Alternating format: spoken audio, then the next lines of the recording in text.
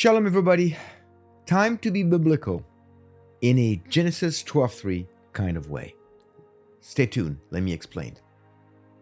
The 2024 Israel Summit took place in Nashville, Tennessee, after a few hiccups and security concerns, but it did take place.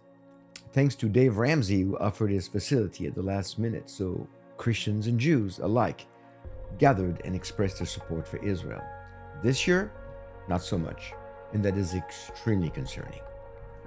2025 Israel Summit, organized by a group called the Israel Guys, had to be postponed. It was to take place in Arlington, Texas. This was not an easy decision, but it came after the organizers received serious threats from American Islamists and jihadists. The conference eventually found a new location at a large church in the DFW area, only to lose that church due to more threats. The organizers had no choice but to postpone the conference for a later date at a different location, still in Texas. More to come on that later. This all happened in Texas. It would have been less of a shock to me if it had happened in Washington State or California or New York, but Texas! Let's be clear that public safety is most important anywhere in America. I understand the need to keep both the conference attendees and the outside public safe from any harm that could be caused by Islamists or jihadists. But if events get canceled for safety reasons and nothing happens beyond that, then we will have lost the war against the Islamists in America. I was first made aware of the rise of radical Islam in 2007 after reading the sobering book by Mark Stein titled America Alone. I recommend it. It might be too late to revert that. At the core of the issue is Israel being seen as a thorn in the flesh of the Middle East, and recently as a pariah by much of the world like never before. It's becoming very obvious that the events of October 7, 2023 were more significant than we could ever have imagined. Historically, that day saw the largest casualty of Jewish people in one day since the Holocaust, and that is already very significant. Politically, global support was the expected response after the initial shock of such a bloody invasion from Hamas out of the Gaza Strip. Unfortunately, the response was short-lived, as in 3 days short-lived. Then, to my initial surprise, until I was reminded of the prophecy of Zechariah 12:3, the whole world seemed to make an about face on supporting Israel, and the evil snowball effect started. So biblically, the pieces of the end times puzzle are falling into place very accurately.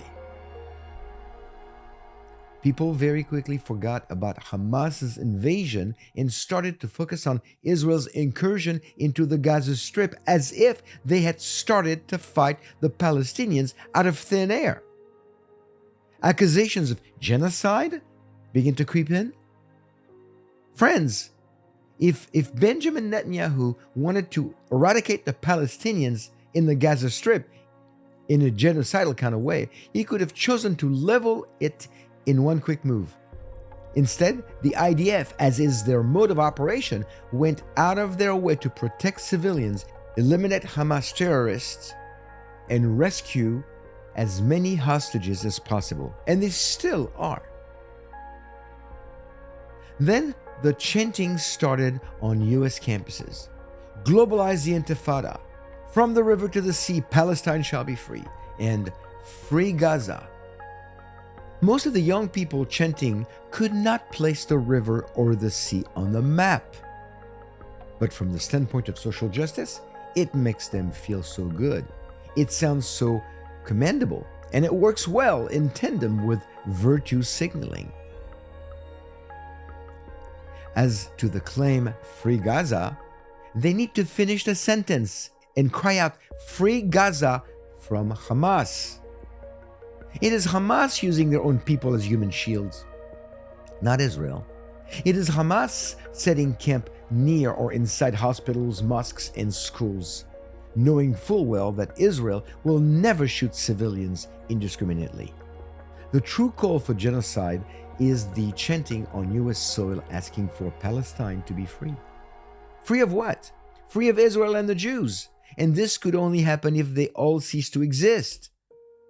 These are dangerous words. Well, let me rephrase that. They were dangerous words, but now they have morphed into deeds as the snowball effect continues to grow towards a full avalanche.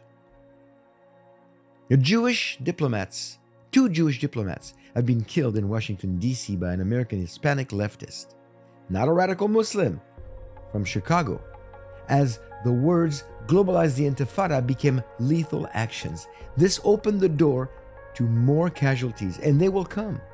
Mark my words. This was not a one and done. A week later, an Egyptian national illegally in the U.S., claiming he wanted to kill all Zionists, burned 12 people, including a Holocaust survivor in Boulder, Colorado. When will the next attack come? Why is the Jewish community in denial and most of the evangelical church apathetic? So we're seeing more threats, boycotts, and violence against Jews and supporters of Israel alike, along with an increase in advanced cancellations. That combination can only lead to more anti-Semitic acts as the perpetrators and those threatening us see that they are feared. Look, for instance, at some of those examples. Brooklyn Pride Interfaith service at a synagogue was canceled. A weekend Jewish event for kids in Boulder, Colorado was also canceled. And more people are harboring anti-Semitic views around the world. If this snowball effect of anti-Semitism continues, the avalanche is inevitable, and that will cause a lot more casualties. Is anybody listening? It will certainly take the complete fulfillment of Zechariah 12:3 for the Jewish people to corporately call on Yeshua, the Messiah. But until then, it is the mandate for Christians to also fulfill the prophecy of Genesis 12:3 and bless Israel. And bless him with the gospel, the gift of eternal life. A Bible-believing, Israel-loving, God-fearing believer must always look at this Genesis 12:3 mandate. We're being tested, friends, as Christians. If the jihadists in America make us live in fear, cancel everything, and hide our support for Israel, then we have failed that test, and we're absolutely unprepared for what is coming next. Please join me in not being a bystander of the 21st century. We cannot be silent today, or we will end up silenced for good. Thank you. Be blessed.